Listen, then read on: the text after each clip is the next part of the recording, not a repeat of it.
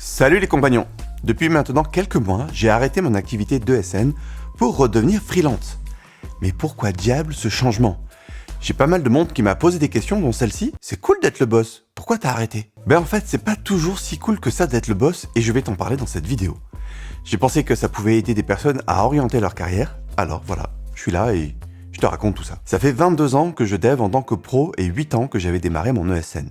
Au départ, j'étais juste un dev freelance et un jour, j'ai commencé à recruter un autre dev, et puis un autre, et au bout de quelques années, encore un autre. On était une petite équipe soudée, super contente de bosser ensemble, et on fabriquait les apps web ou mobiles de nos clients. Comme je refusais de faire de la location de main-d'œuvre, c'était pas toujours simple de trouver des projets, mais on s'en sortait. Alors pourquoi arrêter? Personnellement, ça faisait quelques temps que j'en avais marre. J'oscillais en permanence entre des états de stress parce qu'il y avait trop de travail et il fallait jongler avec les plannings, ou parce qu'il n'y en avait pas assez et je m'inquiétais pour payer les salaires. Les moments de bon équilibre étaient plutôt rares et ça devenait usant. Le stress était le premier point.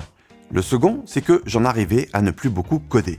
Finalement, mon travail était plus devenu de trouver des clients, négocier les contrats, faire une bonne dose de gestion de projet, que vraiment coder. C'est pas que ce soit mal, il en faut. C'était juste pas ce dont j'avais envie pour mes journées. Heureusement, Artisan Développeur me permettait de développer de nouvelles compétences et faire un peu autre chose. Alors selon les périodes, j'avais plus ou moins de temps à y consacrer en fonction de l'activité de l'ESN. Et puis le Covid est passé par là. Alors on a eu de la chance. On avait des contrats plutôt sur le long terme, de bons clients qui ont maintenu nos budgets. D'un point de vue orga, ça n'a rien changé, on travaillait déjà en remote depuis longtemps. Par contre, on n'a pas eu de nouveaux clients.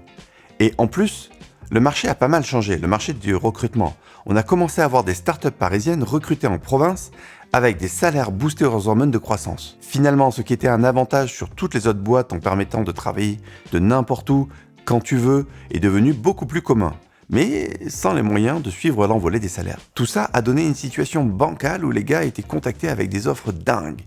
Il fallait que je me retienne de leur dire d'accepter ces offres tellement elles étaient belles, sachant que j'aurais bien du mal à aligner le salaire un jour. En parallèle de ça, les projets en eux-mêmes avaient perdu de leur saveur au cours du temps. J'ai remarqué que les relations commerciales s'étiolent au bout de quelques années et on en était là. Il était temps de passer à de nouveaux projets, mais comme je te l'ai dit, pas de nouveaux clients à l'horizon. Bref, ça sentait le sapin. Alors, on en a parlé entre nous. On s'est dit que même si on adorait bosser ensemble, il était temps de changer. On en a parlé pendant plusieurs semaines, le temps de s'accorder, de voir quel était le projet de chacun, trouver une solution pour chaque client, un par un, et finalement, au 1er octobre dernier, on avait arrêté et transmis le reste d'activité à un des collaborateurs qui se lançait en freelance. Alors, quelle leçon ai-je tiré de cette expérience? Avec le recul, je me dis que j'ai trop attendu pour écouter mon envie de faire autre chose. Je m'étais enfermé dans quelque chose de matériellement confortable, alors que j'aimais de moins en moins mon travail. Et si finalement les collaborateurs n'avaient pas montré des signes de fatigue, je pense que j'y serais encore. Alors certes, j'ai trouvé un équilibre financier, que je n'ai pas encore retrouvé d'ailleurs, mais je me sens tellement mieux aujourd'hui dans mon quotidien que je ne regrette pas du tout ce changement, bien au contraire. Je me suis rendu compte qu'avoir la responsabilité pécuniaire d'employé était quelque chose de lourd à porter pour moi. Je ne maîtrisais pas bien la partie commerciale et j'avais toujours le sentiment que le facteur chance jouait un rôle trop important à mon goût. Finalement, être freelance aujourd'hui me convient assez bien en termes de stress. Ce qui est drôle, c'est que lorsque j'avais recruté mes premiers collaborateurs, je disais que je me sentais plus libre car je n'étais plus contraint de produire tout le temps. Après être redevenu seul à bord, je retrouvais un sentiment de liberté de n'avoir que ma pomme à gérer. Dans les deux cas opposés, j'exprimais le même besoin de liberté. C'est intéressant de voir que nos valeurs et nos besoins s'expriment différemment au cours du temps. Alors c'est le cœur du message que j'ai envie de t'adresser. Reste attentif à tes besoins, apprends à les écouter et mets en œuvre ce qu'il faut pour apporter les changements nécessaires. Bon, c'est plus facile à dire qu'à faire. Dans mon cas, il a fallu que des facteurs externes me poussent à ça. Pour ma part, j'ai vécu un deuil assez pénible, soutenu par un stress intense.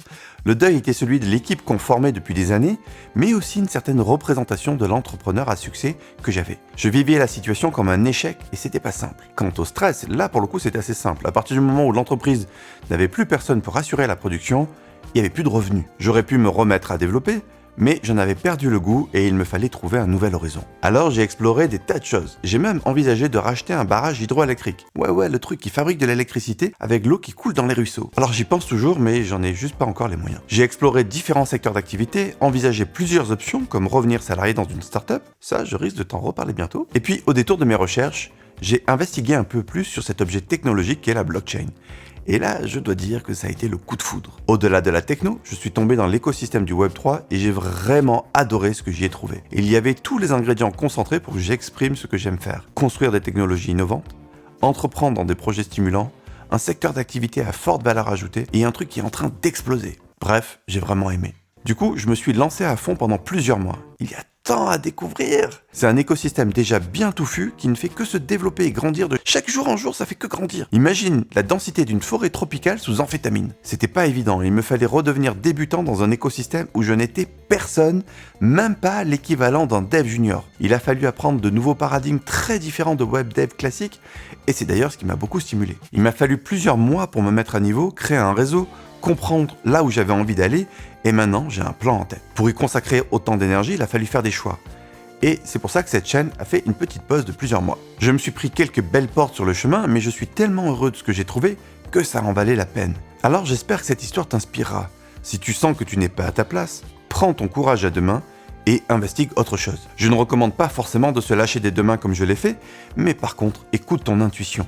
Sinon, tu finiras par payer un prix beaucoup trop élevé. Et si tu veux qu'on y travaille ensemble, je t'invite à découvrir l'accélérateur de carrière dont je mets le lien en description de la vidéo. Les réorientations de carrière sont typiquement un moment propice pour se faire accompagner et c'est parfois la mission que j'ai en tant que coach pro. Si cette vidéo t'a donné envie de changer des choses, partage-le dans les commentaires. Ciao!